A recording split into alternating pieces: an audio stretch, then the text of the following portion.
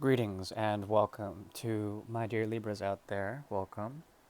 This is a reading for the month of February 2022. Happy New Year to all. The year of the water tiger approaches. The last configuration of this was, I believe, 1962 or 1963, in which the formation of post structural movements, okay, including the hippie movement, were sort of embodied, and what came up about with this. A lot of revolution in terms of that energy, political and whatnot. And I think it's very important to keep some sort of temporal account of what is going on in terms of injustice and the improbabilities of certain structures that need to be revolutionized in some sort of way. You can check out my astrological reading in late January for the sort of general gist of Saturnian things approaching the 9th, 10th, and 11th houses, the houses that produce truthful structures by shining light on the imperfect structures of societies. Okay, that's all fascinating stuff. But now we're going to look into the energy of Libra and open the gift of the 7th house. This is the beginning of the house of dissolution of the self, okay, through the invitation of the other. And that is with the parlance of all that Libra encumbers. Okay, this has to do with the sword's energy as well, the middle path of the triplicity of air. That's from Gemini, the 3rd house, to the 7th, Libra, and then to the elevation of Aquarius energy, okay, in all its objectified glory. So let's go ahead and begin with a new deck and check in on the karma, of course. We shall execute the Great Mirror as well. But first, let's crack into this new deck that I have. It's a new used deck from Las Vegas, from the Flamingo Hotel. So we'll go ahead and check this out. This is the Flamingo series. Okay.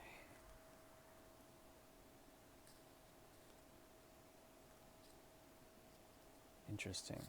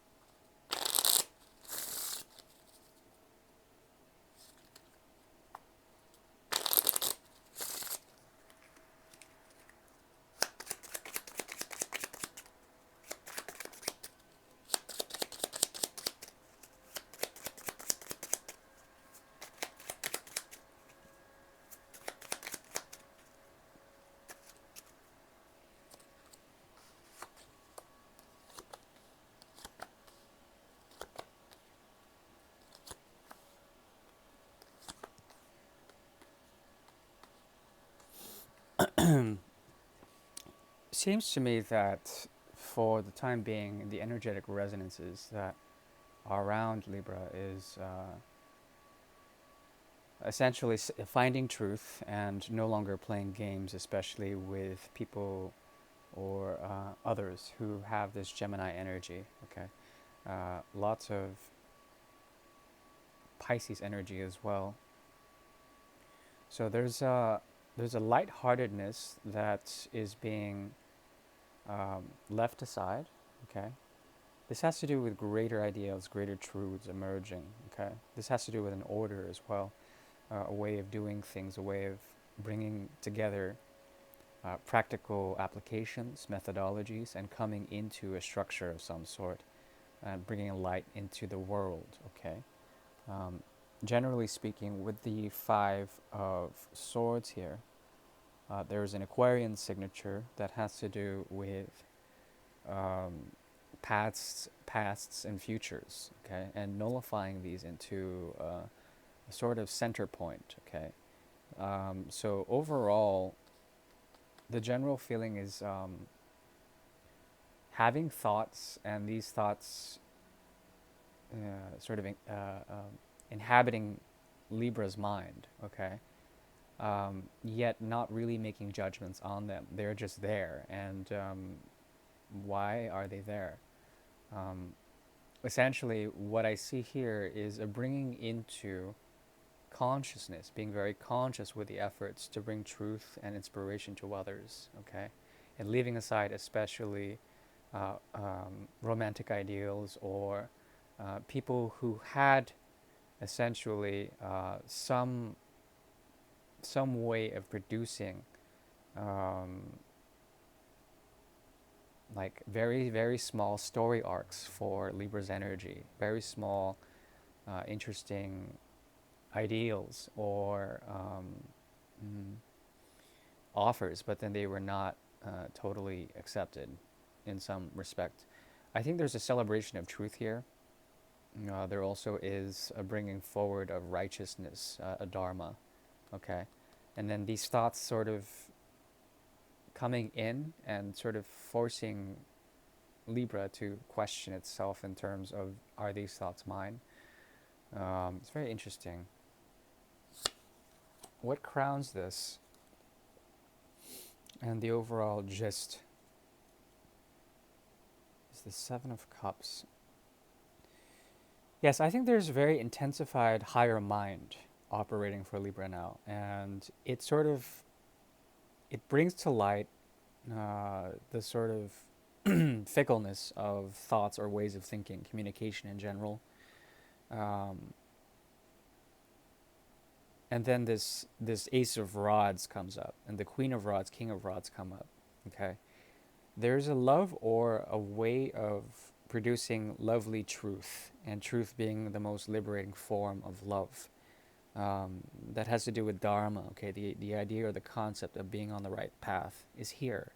Okay, and there's an unconditional nature of this, and I think it's a very positive karmic reading for the energy of Libra, in that it is completely enamored in Dharma. Okay, interesting deck.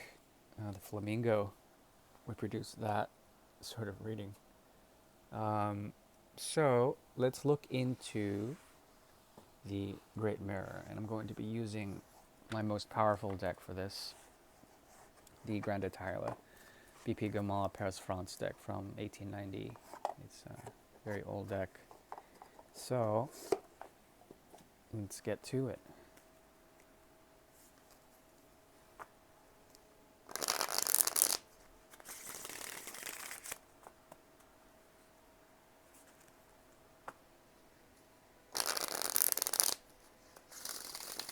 I like that reading though. It's as if every thought or every means of communication, especially with Mercury retrograde now going direct tomorrow, there's a strong inclination here of all these swords, these thoughts, these ways of communication, these false truths coming to light, and then Libra being the carrier of Dharma. I think it's a very beautiful message. Okay, so the path is there. You're walking it, and if these thoughts aren't yours, then perhaps there is a need for centering, stability of the mind.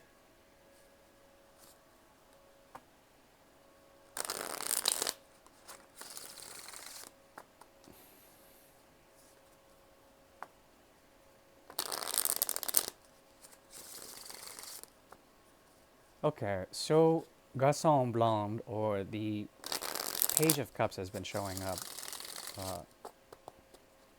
in the reading, okay, and this happens to be a past placement. Also, it is effectively occurring now. Page of Cups usually indicates Neptune, okay, the dream lover.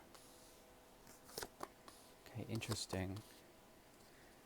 Now, between you and another, Okay. This other in particular, the Garçon Blonde, which is a person of some notoriety, but then with the veil of Neptune encompassing and enveloping the page's offer, there's a meekness, or perhaps there's an innocence about this person that also is like their own cloak. Okay. Um, so when it comes to the mirror between you two, we're dealing here with a conscious knowing that both are separated, both are perhaps on paths, perhaps even similar paths in which there is a mirror, of feeling this loneliness or feeling a separation of some sort, okay? Um, and the interesting thing is that uh, the intensities between you two are essentially becoming becoming saturated. It's not as intense. This is a fleeting connection, okay? Fleeting connection. That has to do with drive. It has to do with actions that have been done to produce this effect of separation, or of disclosing that the paths may differ, or may vary, may go to different places. They're essentially of the same path. Okay, the same. They produce the same effect of the limitation of human capacities, of human realities. Okay, and I think it's very important, considering that this type of connection is supposed to produce an effect here of joy that comes unconditionally, that is out of respect. So there is a respect here that I think is worthy of your attentions, of your knowing. Okay. And by respect, I mean that there is there is an honorable quality to all of this, because we have Ennui card here, the card of Buddha, which has to do with Mercury. It has to do with it bringing about people from the past, ruminating upon these people, noting that this is not it. This is not who you are. These others are not you. And these other emotions that may be projected are not, they're not you. You don't identify with them. And I think generally speaking, there is something about the Queen of Pentacles in the reverse, okay, that pulls from this experience and then finds a sense of stability, finds a structure, an emotional structure that can be emotional, financial, or a steady structure, okay? Finds the womb, a place of comfort, but then also the womb can be a place of aloneness, yet being encumbered by the unity of a motherly structure that harbors the womb, okay? There also is here a sense of false judgment, or perhaps um, this type of connection. It reminds me of being cast out in some sort of way, being cast out, and then in one solitude, in your solitude, there's possibly uh, a feeling of the Four of Pentacles, which has to do with structure, finding grounding, finding conservation in oneself, okay? And that's very healthy.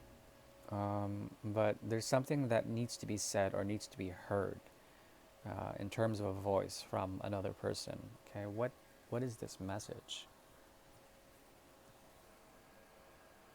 I'm going to go to more reliable deck.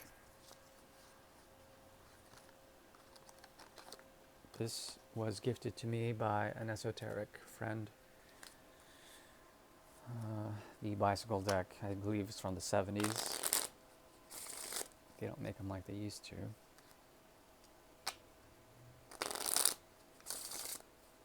What needs to be said?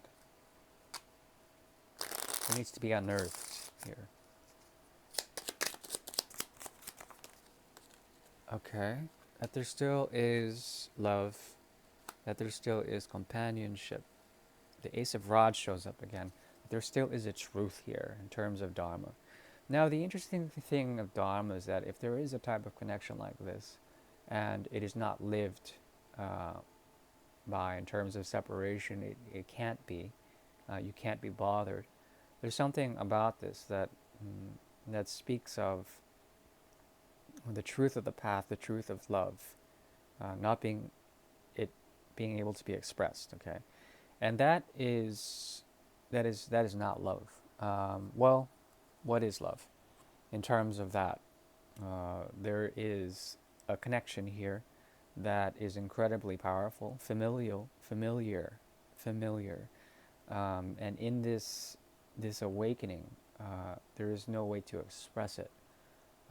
There's an ill judgment of the past here that someone is trying to express, and it's their truth, and it's a dharma that they were not able to live by.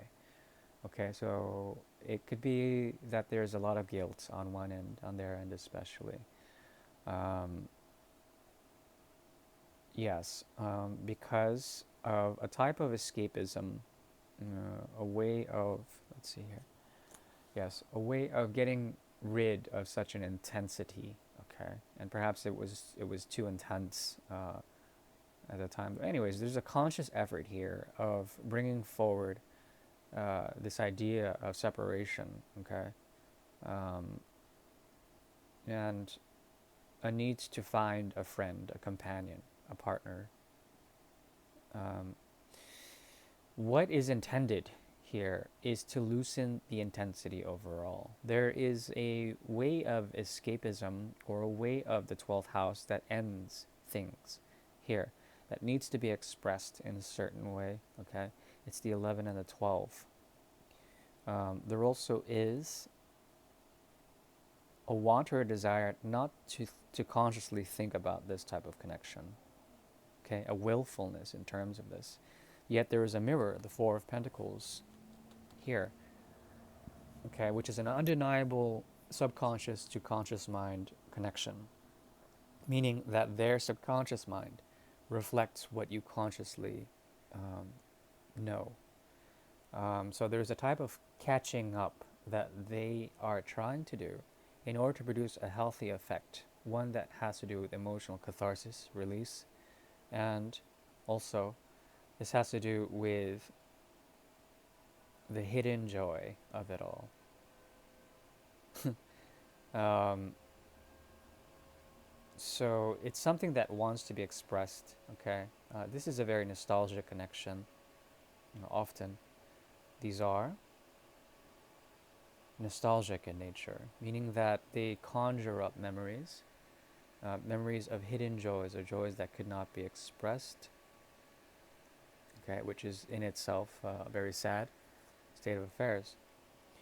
But overall, I like this reading because deep down there's a fundamental um, wholesomeness, a wholesome quality about this. Now, if we bring forward the idea of truth and dharma, okay, the right path, even if it may be a lonely one, doesn't mean that you are truly alone. There's something that has to do with finding solace in solitude, okay, and wholeness and wholesomeness in solitude. Peace is here, and it's very lovely. The Six of Swords being mirrored in terms of this person deeply wants to find some sort of peace, okay. There is a choice that you have made in this type of connection that has to do with choosing and not choosing at the same time, with chagrin. Something about this has to do with you choosing the path or trying to choose the path of the righteous, okay? Yet not really doing so. There is a choosing and unchoosing at the same time. There is a poise about Libra that has to do with the fundamental need to find truth, and also this being a challenge in terms of, um, excuse me, of seeing the blessing of Jupiter come in with the three of rods, which is not showing here.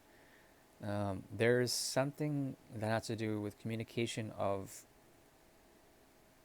Okay, a doubling up of efforts. Okay, love being the challenge, and perhaps that is the question. Um, how does one conditionally love? How does one conditionally love? Okay, is the terms and conditions that one applies with love in terms of positive or negative finding an effect that would become pleasurable, that would become uh, uh, um, a good thing or a bad thing? How does one judge all of this? There's a truth that emerges here that has to do with the inner knowing of the self first, okay?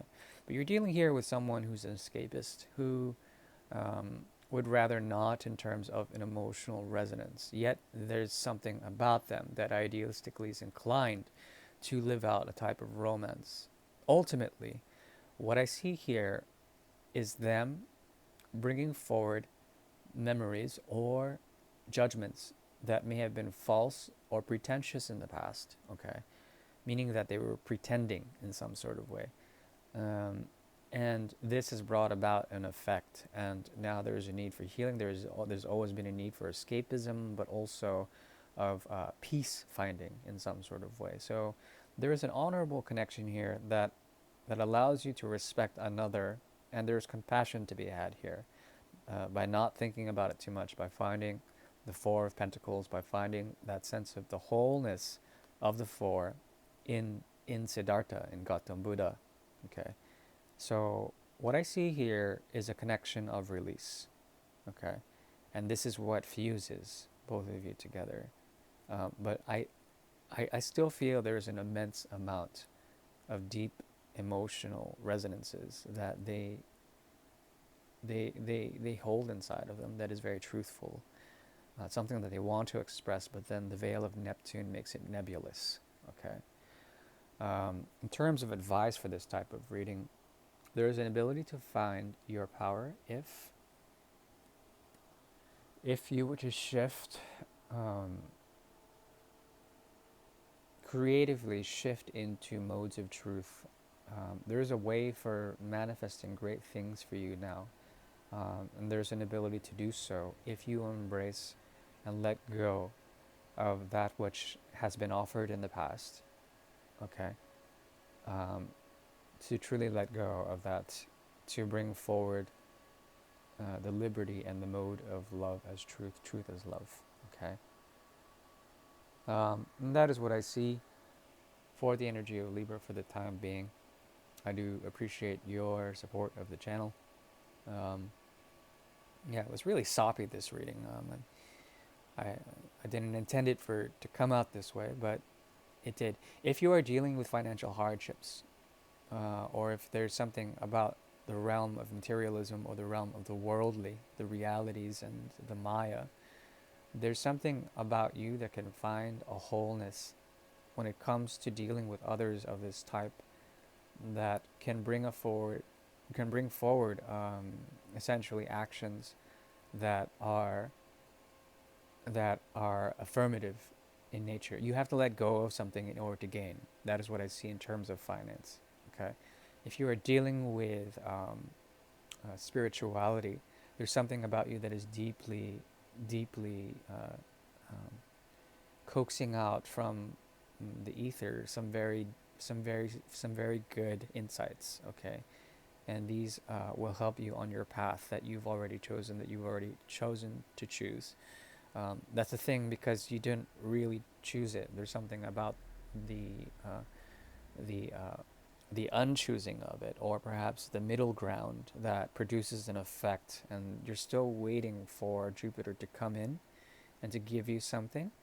Um, and usually that comes in the form of deep realizations, okay, self realizations, and I think that's a very good place to be. Okay, thank you very much. Bye bye.